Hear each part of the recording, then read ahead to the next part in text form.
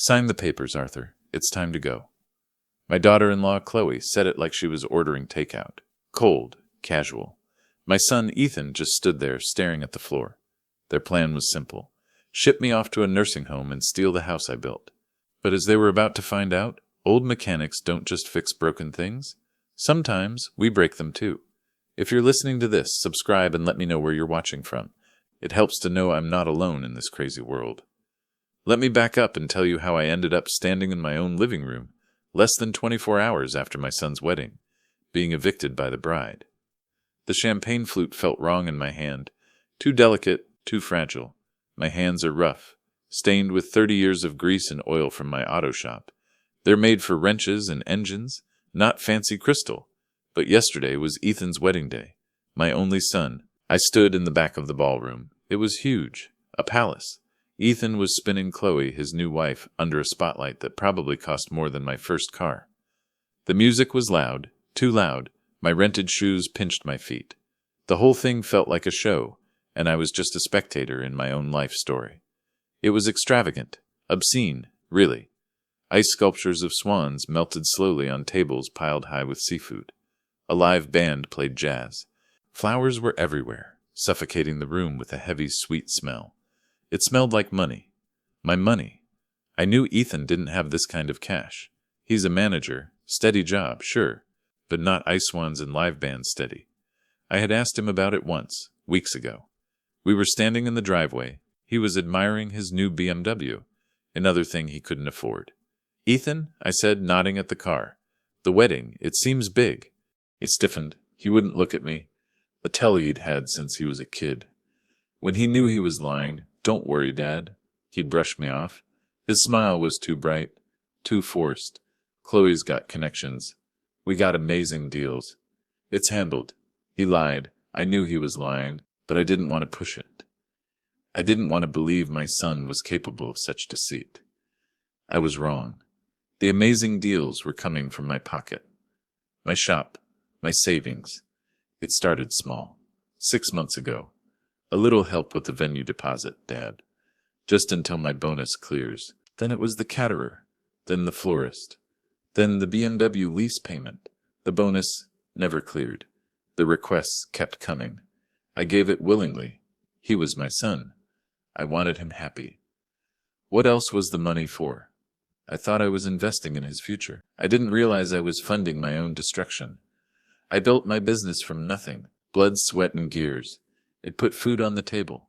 It sent Ethan to a good college, after his mother Mary passed away. The shop was supposed to be his legacy, my gift to him. But watching them at the wedding, I felt a chill, a cold realization sinking into my bones. This wasn't a legacy. It was a liquidation sale, and I was the inventory being cleared out. Ethan looked happy, but also nervous, desperate. He kept checking Chloe's face, like he was waiting for permission to smile, waiting for her approval. He wasn't a husband. He was a puppet. And Chloe, she was radiant, beautiful. Yes, but her eyes, they were sharp, calculating, cold. They weren't looking at Ethan with love. They were sweeping the room, judging the guests, counting the cost. She looked like she had finally arrived, and I was just the tired old man who paid the fare. The ride was over. I left the wedding early. I couldn't stand the noise. The fake laughter, the smell of hypocrisy. I drove home to the quiet house I shared with Mary. The silence was heavy, thick with memories. Every corner held a ghost of her laughter. I changed out of the stiff suit, pulled on old jeans and a worn t-shirt. I felt more like myself, Arthur the mechanic. I sat in my favorite armchair, looked at the mantelpiece. Photos of Ethan growing up, the gap-toothed grin, the high school graduation, the day he helped me rebuild that '67 Mustang. We were covered in grease. Happy. Where had that boy gone? He felt like a stranger now. A stranger who wore expensive suits and drove a car he couldn't afford. A stranger who was ashamed of his grease-stained father. I didn't sleep well. The coffee tasted bitter. The next morning, it was 9:00 a.m. The doorbell rang, sharp, insistent, like a demand. I put my cup down, My hand was shaking slightly. I didn't know why, but a deep sense of dread settled over me. The storm was here. I opened the door. My heart sank. It was Ethan and Chloe, dressed in expensive-looking casual clothes, cashmere and designer denim, the uniform of the entitled. With them was a man I didn't recognize. Small, nervous, carrying a sleek leather briefcase. He looked uncomfortable, sweating in his cheap suit. A weasel in a tie. Something was terribly wrong. The dread turned into a cold, hard knot in my stomach. "Good morning, Arthur," Chloe said. Her voice was bright, brittle, like glass about to shatter. She didn't wait for an invitation. She swept past me into the living room. My living room, like she already owned it. The arrogance was staggering. Ethan hung back on the porch. He stared at his shoes. Expensive Italian leather. "Dad," he mumbled. He wouldn't look me in the eye. The coward. My fear turned sharp. Cold. This wasn't a social call. It was an ambush. "Ethan, what's going on?" I asked, playing the part of the confused old man. "You just got married yesterday. You should be on your honeymoon." "Bally, wasn't it?" Chloe spun around in the center of the room. She clapped her hands together. The sound was loud, startling, like a gunshot. "We have wonderful news, Arthur," she announced. Her smile was wide, predatory, a shark smelling blood in the water. "We're moving forward with our plans." Plans. The word sounded sinister. "Final," she gestured to the nervous man. "This is David. He's a notary." David the notary gave a tight little wave. He looked pale, sweating profusely now. He knew this was wrong. I looked from Chloe's gleaming smile to Ethan's pale face. Moving forward with what? My voice was steady, but inside, the cold rage was starting to build. A fire waiting for oxygen. Chloe sat down on the sofa. Mary's favorite spot. She crossed her legs, elegant, cold. "We've been thinking about your future, Arthur," she said, her tone sickeningly sweet. "Like poison, coated in sugar." She paused, tilted her head. "This house, it's just too much for you now. All the upkeep, the stairs. It's becoming a burden. A burden. My home, my life, Mary's memory. A burden." I stared at her, the audacity. It was breathtaking.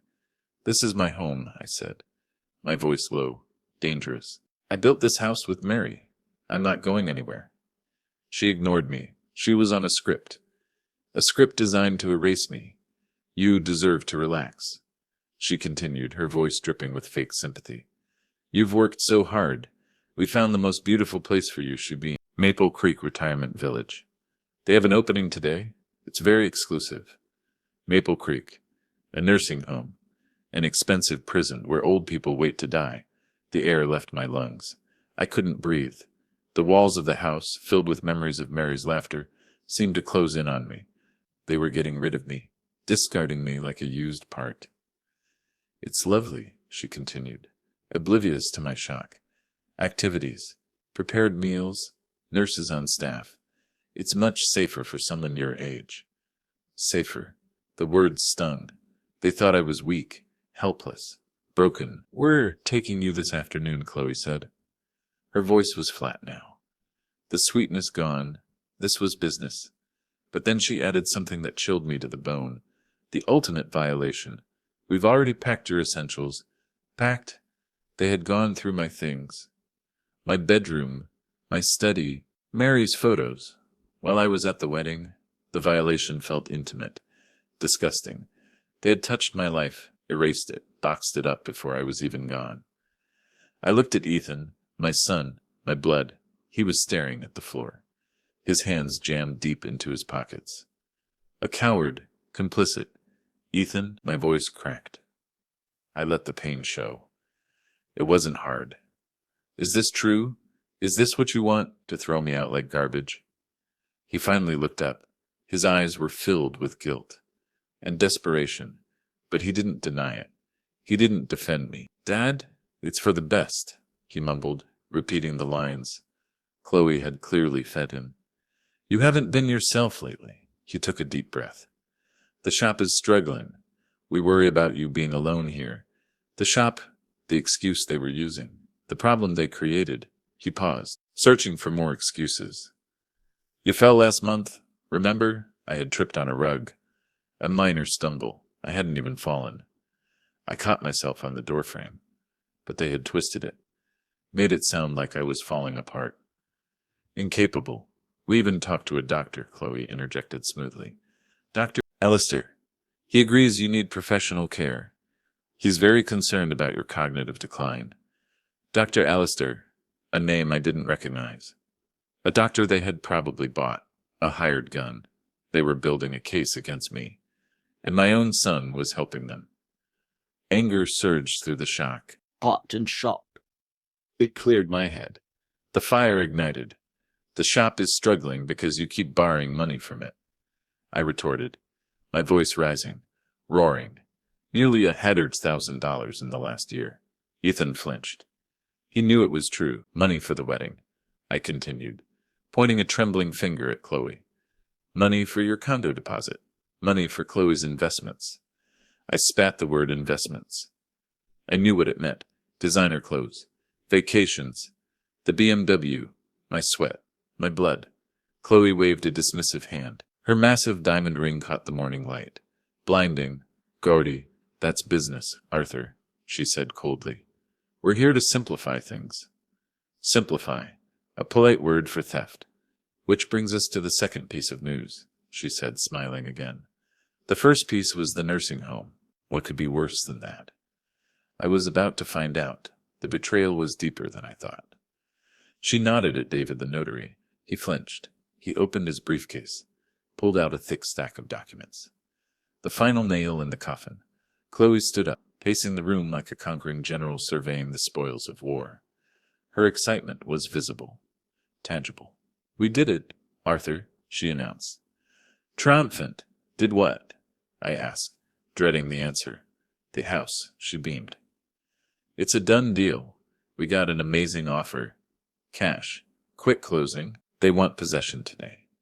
Today, I couldn't believe what I was hearing. The arrogance, the cruelty. It was breathtaking. They sold my home, the home I built with Mary, right out from under me. The day after the wedding.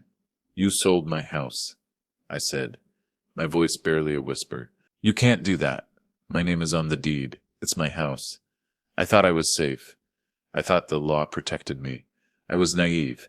Details, Chloe said, her voice sharp, impatient. Dismissive. We knew you'd agree it was the smart move. You're moving to Maple Creek anyway. It's a win-win. She explained the plan. The money from the sale would cover my expenses at the nursing home.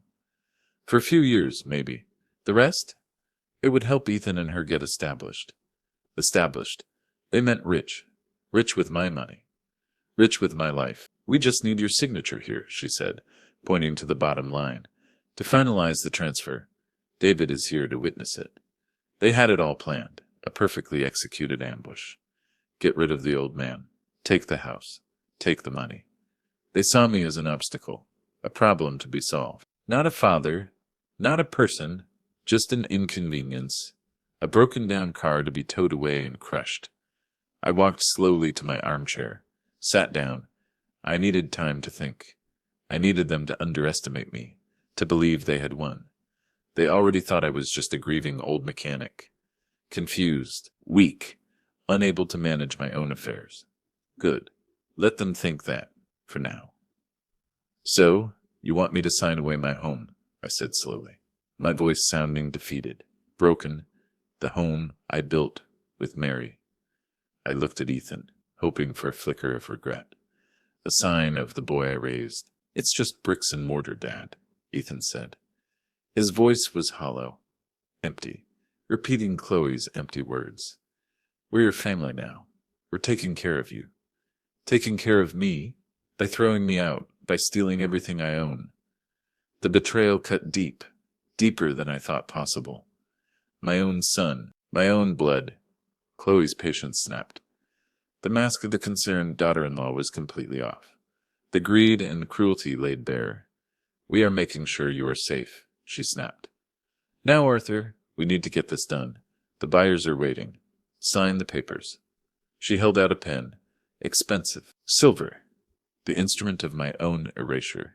If I signed, I lost everything. My home, my independence, my dignity. If I refused, they would fight me. They would use Dr. Allister. They would try to have me committed. The choice felt impossible, a trap closing around me. But they didn't know I held the key. They didn't know I had seen this coming. I looked at the documents. I thought about the loans, the $100,000, the struggling shop. I thought about my head mechanic, Joe. A good man, loyal. He had warned. He saw the writing on the wall before I did. 2 months ago, he came into my office. His face grim. He closed the door behind him. "Boss," he'd said, holding a stack of invoices. His voice low. "Something's wrong. The numbers ain't adding up. We're bleeding money. Fast." Joe pointed to a line item. "These suppliers, Apex Auto Parts, Global Imports, we never use them. I checked, Arthur. They don't exist. The addresses are P.O. boxes. Fake invoices. Someone was stealing from me, systematically, from the inside. I knew who it was, but I needed proof. I needed time. I needed to be sure. That was the moment I started planning, the moment I realized I had to protect myself from my own family." Back in the living room, I looked at Chloe, her smug, victorious smile. She thought she had me cornered. "You mentioned the loans," I said, keeping my voice mild, calm. "The money from the shop. The $100,000. How does that factor into this simplification?" Chloe laughed, a sharp, unpleasant sound, like metal scraping on metal. "Arthur, please," she sneered. "Let's not be difficult. We already discussed this." She leaned forward, confident, arrogant. "Those weren't loans. They were gifts. You were helping your son start his new life. A generous father. Gifts. $100,000. My life's work. We can't be held accountable for your generosity," she added, smirking. She thought the law was on her side. She was wrong. "They weren't gifts, Chloe," I said, my voice hardening slightly, the steel showing through. "They were investments in my son's future, and I expect a return, with interest." She glared at me, her eyes narrowed. She didn't like being challenged. "There is no return," she said, her voice low and dangerous. "There is only this deal. Sign the papers. Now." Then came the threat, the one I knew was coming. The nuclear option, the ultimate betrayal, or we will have you declared incompetent. "Do you understand? But Dr. Allister is waiting for my call. He will testify that you are delusional." The words hung in the air, ugly, raw. "We will take you to court," she continued, savoring the power she thought she held. "And we will win. Ethan will testify against you. Your own son. You will lose everything." She smiled, a cruel, victorious smile. "The checkmate. You'll end up in a state-run facility instead of the lovely Maple Creek. Penniless. Alone. Your choice, Arthur. A comfortable retirement, or a living hell." This was elder abuse? Pure and simple. Financial exploitation. Coercion. They were using my love for my son against me. They were banking on my fear, my loneliness. I looked at Ethan. He looked miserable, trapped, but he didn't speak up. He didn't defend me. He didn't say, "Stop, Chloe. This is wrong. This is my father." He was complicit. That realization hurt more than Chloe's threats. His silence was a betrayal deeper than words. I searched his face for a flicker of the boy I raised, the man who held my hand at Mary's funeral. But he looked away, his weakness a shield for Chloe's cruelty. He chose her. I knew then that I was truly alone in this fight. The boy I loved was gone, and if I was going to survive, I had to fight back. Smart. I had to use their greed against them. I sighed, a long, shuddering breath. I let my shoulders slump. I looked old, tired, defeated, the performance of a lifetime. I wasn't a fool. I'm a mechanic. I know how to fix broken things. And I know how to take things apart, piece by piece. "All right," I said, my voice trembling slightly, playing the part. "I'll sign. You win." Chloe's smile returned, triumphant, victorious, vicious, excellent. "A wise decision, Arthur. You won't regret it." She thought she had broken me. She nodded at David. David, if you please. David the notary cleared his throat. He looked relieved. The notary cleared his throat. He looked relieved. The dirty work was almost done. He started pointing out where I needed to sign. The X marks the spot where my life ended. But they had made one mistake. They underestimated the old mechanic. But there's one condition, I said, interrupting him. Chloe frowned, impatient, annoyed. What condition? Annoyed. What condition? The deal is done, Arthur. There are no conditions. Don't play games. I stood up, slowly, feeling a surge of strength returning to my legs, the adrenaline kicking in.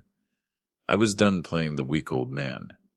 My house, my rules, I said, my voice steady now. Strong, I will sign the papers, but only after my lawyer reviews them. Chloe stared at me, shocked, then furious. Your lawyer? She repeated, incredulous. You don't have a lawyer. Yes, I do. I want Mr. Harrison to look everything over, I said calmly. Mr. Harrison, my old friend, Mary's confidant, the man who handled our affairs for 20 years. A good man, a smart man, the man I had called 2 months ago, right after Joe found the fake invoices. The man who helped me set the trap. Chloe stood up, furious. The mask was completely off now. Her face twisted with rage. That's ridiculous, she shrieked. We don't have time for that. The buyers are waiting. The closing is in an hour. We have a flight to catch. She needed my signature today. The cash deal, the quick closing. She wanted the money before anyone could ask questions, before the truth came out. My demand for a lawyer was a wrench in her perfectly oiled machine. I could see the gears grinding in her mind, the panic setting in. My lawyer already approved everything, she lied smoothly, desperately. It's standard paperwork. You're just stalling. I'm sure it is, I said calmly, but I want my lawyer to see it. I thought about my neighbor, Mrs. Gable, a sweet old lady, always watching the street.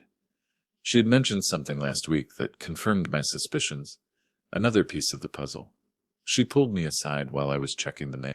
Arthur, dear, she whispered, her eyes worried. I saw Chloe here a few weeks ago, while you were at the shop. My blood ran cold. What was she doing? She was with a man, Mrs. Gable said. A realtor. They were walking around the house, measuring, talking about staging and curb appeal. She paused. And Arthur? They had a key. They went inside. A key? Chloe had made a copy of my key. She'd been planning this for months. The betrayal wasn't impulsive. It was calculated, premeditated. That conversation was the final proof I needed. This wasn't about my safety. It was about my assets. Back in the living room, Chloe was desperate. Ethan, talk to your father, she hissed, grabbing his arm, her nails digging into his expensive jacket, her grip tight, controlling. Ethan stepped forward, pleading, trapped between his wife and his father. Dad, please, he begged. Don't make this difficult. Harrison is expensive, and it's unnecessary. We're family. You can trust us. Trust. The word tasted like ash in my mouth. Either we go to Harrison's office now, or I don't sign anything, I said, crossing my arms, standing my ground, my house, my rules. I leveled a gaze at Chloe. And if you try to have me declared incompetent, I added, my voice cold as ice, if you call Dr. Allister, I promise you, it will be a very long, very public fight. I stared her down. I wasn't bluffing. I would burn everything down before I let them steal my life. Chloe glared at me, weighing her options. She knew I was stubborn, and she wanted that cash deal. She wanted it badly. The greed won. It always did with her. Fine, she spat. The word was a curse. Fine, we'll go see a ridiculous lawyer. But this better not take long. Our flight leaves at 5 p.m. The honeymoon, paid for with the money she stole from me. I grabbed my keys. Let's go then. The game had changed. The power had shifted, and they were walking straight into my trap. We drove to Mr. Harrison's office in silence, a heavy, suffocating silence. The tension in the car was thick enough to choke on. Chloe sat in the passenger seat, tapping her foot impatiently. Her phone buzzed constantly. The buyers, no doubt, anxious. Ethan and David the notary sat in the back, looking increasingly nervous. David clutched his briefcase like a life raft. Ethan stared out the window, refusing to look at me. The guilt radiating off him. I drove. It was still my car, still my life. If this story has your heart racing, make sure to hit the like button and subscribe. Every click helps us keep uncovering stories that deserve to be heard. It means a lot to know you're listening. We pulled up to the office. Downtown, old building, oak paneling. Inside, the truth was waiting. Mr. Harrison was waiting for us. He was a calm, meticulous man, gray hair, kind eyes, but sharp, very sharp. He knew the plan. We had prepared everything, the forensic accountants we hired, the evidence we gathered. Arthur, he greeted me warmly, a handshake, firm, reassuring. And this must be Ethan and Chloe, he said, polite but distant. His eyes held a flicker of steel. Congratulations on the wedding. Chloe didn't bother with pleasantries. We're in a hurry, she said brusquely, thrusting the documents at him. Arthur wants you to review the house sale paperwork. It's all standard. We have a flight to catch. Mr. Harrison took the document, sat down behind his large oak desk. Of course, he said calmly. Please, have a seat. He started reading. His expression neutral, professional, unreadable. The silence in the office was heavy, broken only by the ticking of the grandfather clock in the corner. Tick, tock, tick. The sound of time running out for Chloe. Chloe kept checking her watch. Impatient, arrogant, she thought this was just a formality, a speed bump on her road to riches. She was about to hit a brick wall. After a few agonizing minutes, Mr. Harrison looked up. He adjusted his glasses. These documents seem to be in order for the sale of the house, he said, his voice calm, assuming Arthur agrees to the terms. Chloe breathed a sigh of relief. He does, she said quickly. Too quickly, he agreed. Let's get this done. She reached for the pen. But Mr. Harrison wasn't finished. However, he continued, his voice calm but firm. The word hung in the air. A pivot point. The moment everything changed. There are a few other things here that require Arthur's attention before we finalize anything. Chloe froze, the pen hovering over the paper. He pulled out a separate stack of papers from a folder on his desk. Papers I recognized. The first countermove. The trap was about to spring. Arthur, he said, looking at me, before you sign the transfer documents, we need to finalize the loan agreements we discussed. Chloe's face went pale. Her eyes darted around the room, looking for an escape. Loan agreements? She whispered, her voice trembling slightly. What loan agreements? We don't have any loans. We already discussed this. Mr. Harrison looked at her calmly over his glasses. The agreements regarding the funds Arthur has advanced to you and Ethan over the last year. He checked the documents. Nearly $100,000, if I recall correctly.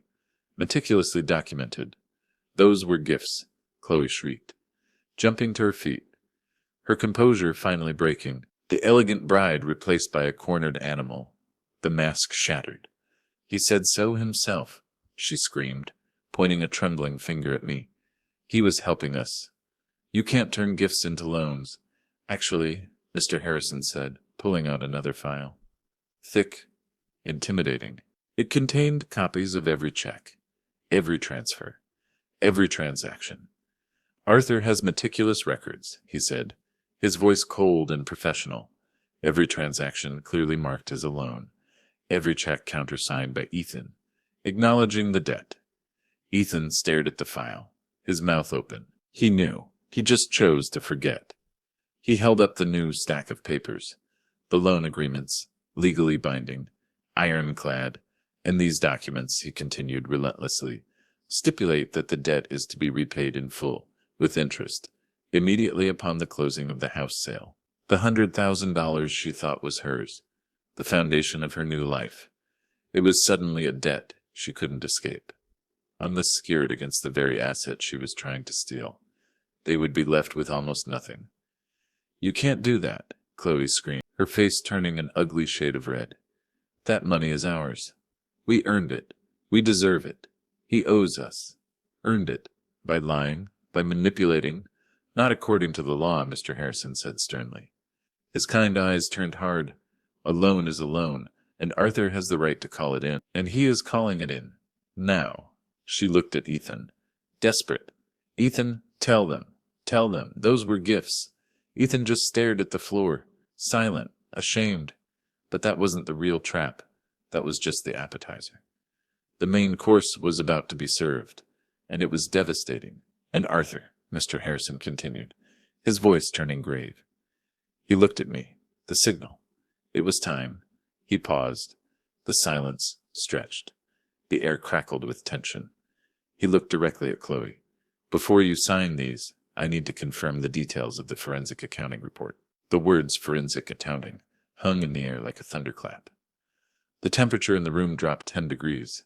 Ethan went white. He looked up, bewildered, terrified. Forensic accounting? Ethan whispered. What is that? Dad, what's going on? What did you do? He didn't know. He really didn't know the extent of her deceit. He was a fool, but maybe not a criminal. Mr. Harrison looked at him sadly, pityingly. Ethan, when your father became concerned about the financial health of the auto shop, he asked me to look into the books. Discreetly, we brought in specialists. He opened another file, the thickest one yet. The forensic accounting report, the proof of the fake invoices Joe had found, the proof of the embezzlement. I'm afraid we found some serious irregularities.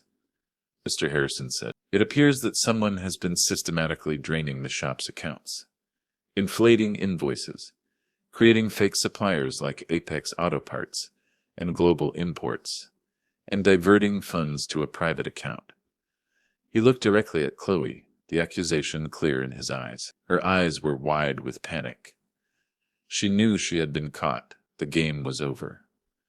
The total amount embezzled is close to $50,000, Mr. Harrison continued relentlessly, on top of the loans.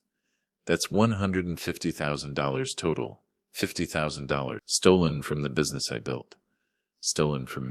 It's a serious crime, Chloe, he added, his voice cold and precise. Fraud, embezzlement, grand larceny. The silence in the room was deafening. Chloe stood frozen, her world collapsing around her. But we weren't done yet. There was one more nail for the coffin. The final piece of the puzzle. Mr. Harrison pulled out another document, a printout of an email. We also have a statement from a Mr. Marcus Thorne, he said. Chloe flinched at the name. A sharp, involuntary reaction. Marcus Thorne, her former employer. I had tracked him down myself. It wasn't easy. He was living in Florida, reluctant to talk, but when he realized what Chloe was doing to me, he told me everything.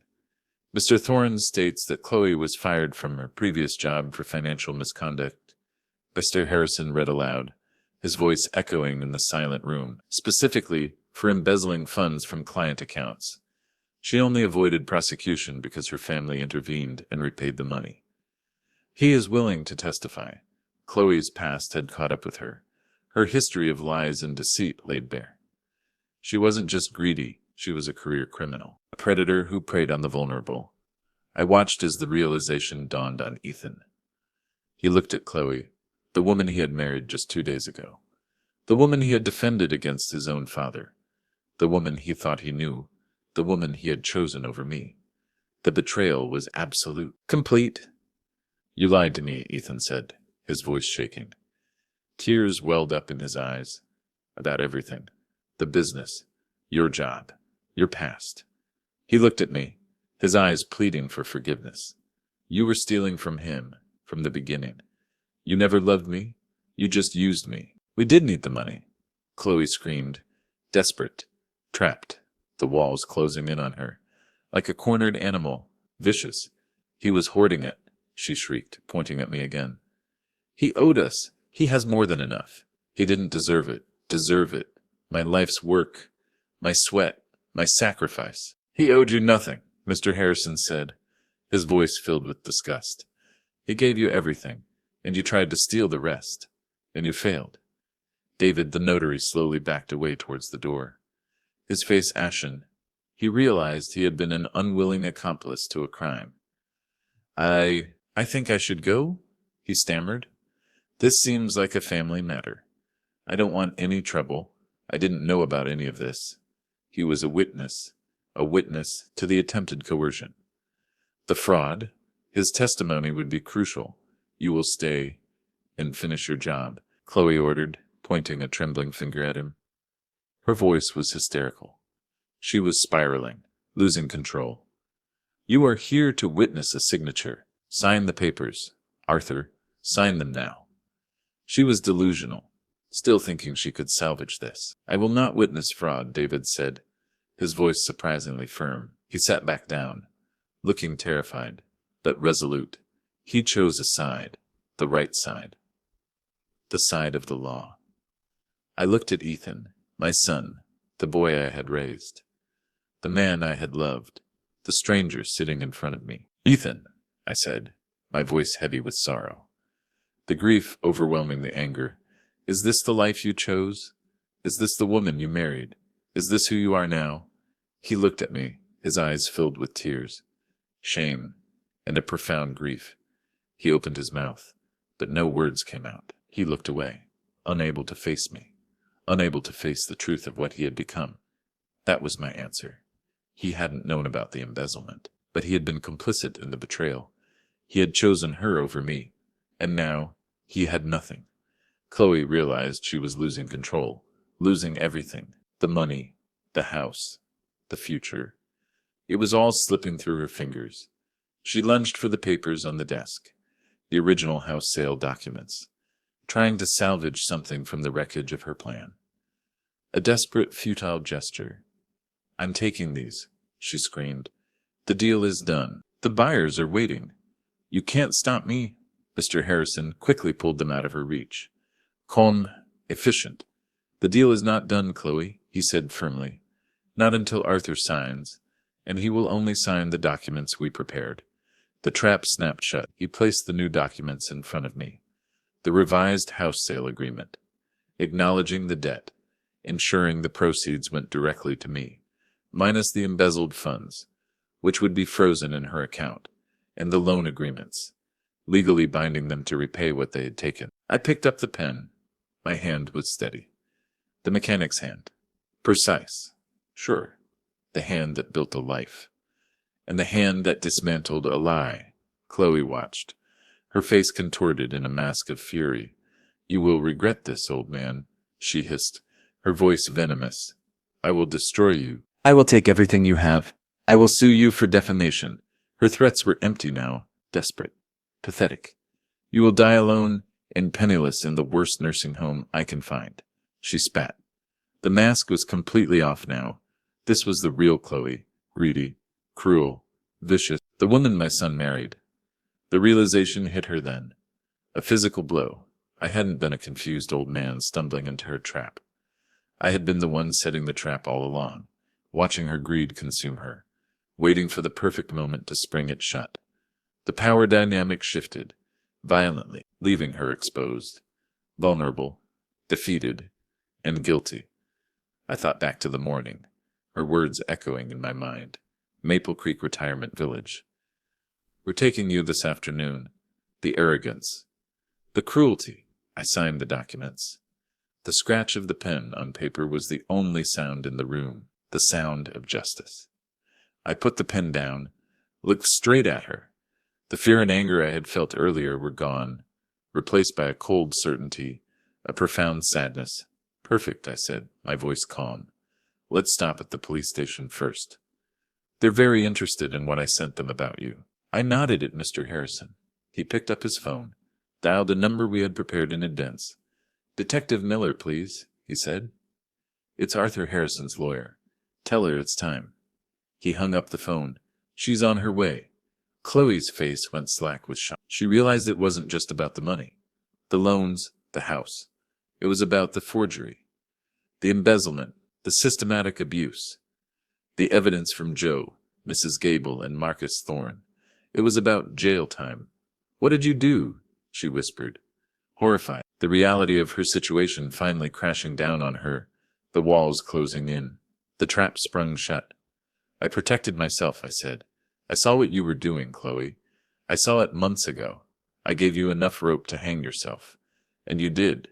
I stood up, taller than I had felt in years. You underestimated me, I said. That was your first mistake. Stealing from me was your last. The sound of sirens grew louder outside, a mournful wail that signaled the end of her charade. A beautiful sound. The sound of justice. A few minutes later, 2 police officers walked into the office, led by a stern-looking woman in a suit. Detective Miller. She looked tired, cynical, like she had seen this kind of greed before. Chloe Harrison? She asked, looking at Chloe, her expression grim. Chloe stared at her, speechless, paralyzed by fear, the arrogance gone, replaced by terror. You are under arrest for fraud, embezzlement, and attempted grand larceny, Detective Miller said, pulling out a pair of handcuffs. The metal clicking in the quiet room, a final sound, and financial exploitation of an elder, she added, looking at me with a flicker of sympathy. It's a long list of charges. You have the right to remain silent. Chloe started screaming, a high-pitched wail of denial and rage. She struggled as the officers restrained her, shouting threats, curses, the elegant ballroom creature reduced to a trapped animal. Ethan, help me. Don't let them do this. Tell them this is a mistake, she screamed, reaching for him. Ethan just watched, paralyzed, as his new wife was dragged out of the office in handcuffs. The life he had dreamed of, the future he had sacrificed his father for, shattered in an instant. Gone, destroyed by his own choices. Detective Miller turned to Ethan, her eyes cold, assessing. We'll need to take your statement, Mr. Harrison, she said, her voice stern. You are not under arrest at this time, but you are considered a person of interest. Your involvement in the attempted coercion will be investigated. She mentioned Dr. Allister. We'll also be looking into Dr. Allister's involvement. We have a warrant for his arrest. Conspiracy to commit fraud is a serious charge. Ethan nodded numbly, tears streaming down his face, the weight of his complicity crushing him. He looked broken, utterly broken. He looked at me, a silent plea for forgiveness, for understanding. I couldn't give it to him, not yet. I walked out of the office, leaving Ethan with the police.